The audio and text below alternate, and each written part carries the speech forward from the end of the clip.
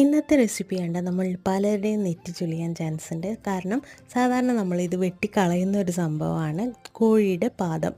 അപ്പോൾ അത് വെച്ചിട്ടൊരു ഫ്രൈ ആണ് ഉണ്ടാക്കുന്നത്. അപ്പോൾ ആദ്യം അതിൽ ഉപ്പും മഞ്ഞൾപ്പൊടി ഇട്ടിട്ടൊന്ന് സ്റ്റീം ചെയ്തെടുക്കുക. ഞാനിതൊന്നും കഴിക്കില്ല എന്നുണ്ടെങ്കിലും എൻ്റെ ഹസ്ബൻഡിനും മക്കൾക്കും ഇങ്ങനത്തെ വെറൈറ്റി സാധനങ്ങൾ ട്രൈ ചെയ്യാൻ ഭയങ്കര ഇഷ്ടമാട്ടോ. ഇനി നമുക്ക് ഫ്രൈ ചെയ്തെടുക്കാനുള്ള മാരിനേഷൻ തയ്യാറാക്കാം. മുളക് പൊടി, മല്ലിപ്പൊടി, ചിക്കൻ മസാല, അരിപ്പൊടി, കോൺഫ്ലവർ, ഉപ്പ്, പിന്നെ ജിഞ്ചർ ഗാർലിക് പേസ്റ്റ്, ആവശ്യത്തിന് വെള്ളം കൂടെ ഒഴിച്ച് ഒരു പേസ്റ്റ് രൂപത്തിലാക്കി വെക്കാം. സ്റ്റീം ചെയ്തെടുത്തിട്ടുള്ള ചിക്കൻ്റെ ഫീറ്റ് ഇതിലേക്ക് ഇട്ട് കൊടുത്ത് നന്നായി മാരിനേറ്റ് ചെയ്തെടുക്കുക. ചൂടായ എണ്ണയിലിട്ടിട്ട് നന്നായി ഫ്രൈ ചെയ്തെടുക്കുക. ഫ്രൈ ചെയ്തെടുക്കുന്ന സമയത്ത് എനിക്ക് നല്ലൊരു പണി കിട്ടിയിട്ടുണ്ടായിരുന്നു. കണ്ടില്ലേ, എന്താ ബോംബ് പോലെ പൊട്ടിത്തെറിക്കുന്നത്. എൻ്റെ കൈയൊക്കെ അത്യാവശ്യം നന്നായിട്ട് പൊള്ളിയിട്ടുണ്ടായിരുന്നു കേട്ടോ.